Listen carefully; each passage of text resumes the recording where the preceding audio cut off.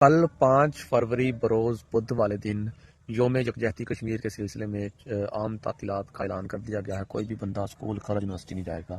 ये छुट्टी करने का क्या मकसद है ये मैं आपको आगे चल के बताता हूँ। पहले as a disclaimer I want to say something to Kashmiri लोगों को मैं कुछ कहना चाहता हूँ कि भाई साहब ਅਸੀਂ ਇਹ ਨਾਰਾ ਲਾ ਰਹੇ ਹਾਂ ਕਿ ਕਸ਼ਮੀਰ ਬਣੇਗਾ ਪਾਕਿਸਤਾਨ। ਕਸ਼ਮੀਰ ਸਾਡੀ ਸ਼ਾਹਰਗ ਹੈ, ਠੀਕ ਹੈ ਨਾ, ਸਿੱਧੀ ਜੀ ਗੱਲ ਹੈ। ਕੱਲ ਨੂੰ ਅਗਰ ਖੁਦਾ ਨਾ ਖਾਸਤਾ ਕਸ਼ਮੀਰ ਬਣ ਗਿਆ ਪਾਕਿਸਤਾਨ ਤੇ ਇਹਦੇ ਜ਼ਿੰਮੇਦਾਰ ਤੁਸੀਂ ਆਪ ਹੋਗੇ, ਫਿਰ ਨਹੀਂ ਕਹਿਣਾ ਕਿ ਦੱਸਿਆ ਨਹੀਂ। ਇਹ ਗੱਲ ਜ਼ਿਹਨ 'ਚ ਰੱਖ ਲਓ ਭਾਈ ਸਾਹਿਬ ਕਿ ਜਿਹੜਾ ਡਾਲਰ ਉੱਥੇ ਬਹਿ ਕੇ ਤੁਸੀਂ ਖਰੀਦ ਸਕਦੇ ਹੋ ਕੋਈ 85 ਰੁਪਏ ਦੇ ਅਰਾਊਂਡ ਅਬਾਊਟ ਦਾ ਇੱਕ ਡਾਲਰ, ਉਹ ਤੁਹਾਨੂੰ ਪਾਕਿਸਤਾਨ ਆਉਣ ਤੋਂ ਬਾਅਦ ਉਹ ਡਾਲਰ ਤੁਹਾਨੂੰ 277 ਰੁਪਏ ਦਾ ਪਏਗਾ। ਇਹ ਗੱਲ ਜ਼ਿਹਨ 'ਚ ਰੱਖ ਲਿਓ ਆਪਣੀ, ਤੁਹਾਡੀ ਆਪਣੀ ਜ਼ਿੰਮੇਵਾਰੀ ਹੈ ਭਾਈ, ਸਾਡਾ ਕੰਮ ਹੈ ਦੱਸਣਾ ਤੁਹਾਨੂੰ। ਜਿਹੜਾ ਪੈਟਰੋਲ ਤੁਹਾਨੂੰ 1 ਲੀਟਰ ਉੱਥੇ 98 ਰੁਪਏ ਦਾ ਪੈ ਰਿਹਾ ਹੈ, ਉਹੀ ਲੀਟਰ ਤੁਹਾਨੂੰ ਪਾਕਿਸਤਾਨ 'ਚ ਆਉਣ ਤੋਂ ਬਾਅਦ ਉਹ 250 ਦਾ 250 ਰੁਪਏ ਦਾ ਉਹ ਵੀ ਜ਼ਿਆਦਾ ਦਾ ਪਏਗਾ। ਇਹ ਬਜਟ ਇਹ ਮਾਮਲਾਤ ਆਪਣੇ ਸਾਰਾ ਕੁਝ ਕਸ਼ਮੀਰੀ ਹੋ, ਤੁਸੀਂ ਆਪਦੇ ਜ਼ਿੰਮੇਦਾਰ ਖੁਦ ਹੋ, ਸਾਡਾ ਕੰਮ ਹੈ ਭਾਈ ਦੱਸਣਾ, ਸਿੱਧੀ ਜੀ ਗੱਲ ਹੈ। ਦੂਜੀ ਗੱਲ ਇਹ ਕਿ ਪਾਕਿਸਤਾਨੀਆਂ ਨੂੰ ਕੱਲ ਛੁੱਟੀ ਕਰਨ ਦਾ ਮਕਸਦ ਇਹ ਵੇ ਕਿ ISPR ਸਾਹਿਬ ਨੇ ਤਰਾਨਾ ਰਿਲੀਜ਼ ਕਰ ਦਿੱਤਾ ਹੈ। ਤਰਾਨੇ ਦਾ ਜਿਹੜਾ ਟਾਈਟਲ ਹੈ, ਟਾਈਟਲ ਸ਼ਰੀਫ ਕਹਿ ਲیں आप, वो ਕਸ਼ਮੀਰ ਬਣੇਗਾ ਪਾਕਿਸਤਾਨ, ਉਸ ਦੇ ਨਾਮ ਤੋਂ ਇੱਕ ਤਰਾਨਾ ਰਿਲੀਜ਼ ਕਰ ਦਿੱਤਾ ਗਿਆ। ਉਹਦੇ ਸਿਰਫ 6000 ਵਿਊ ਆਏ ਨੇ ਹਜੇ YouTube ਤੇ।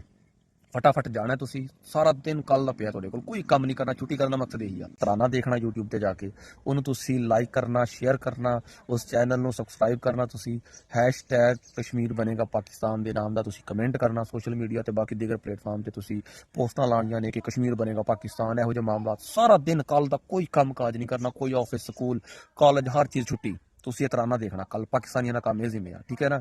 ਬਾਕੀ ਜਿਹੜਾ ਕਸ਼ਮੀਰੀਆਂ ਨੂੰ ਦੱਸਤਾ ਆਪਦਾ ਬਜਟ ਆਪਦੇ ਮਾਮਲਾ ਤੇ ਤੁਸੀਂ ਜ਼ਿਹਨ 'ਚ ਰੱਖ ਲੈਣਾ।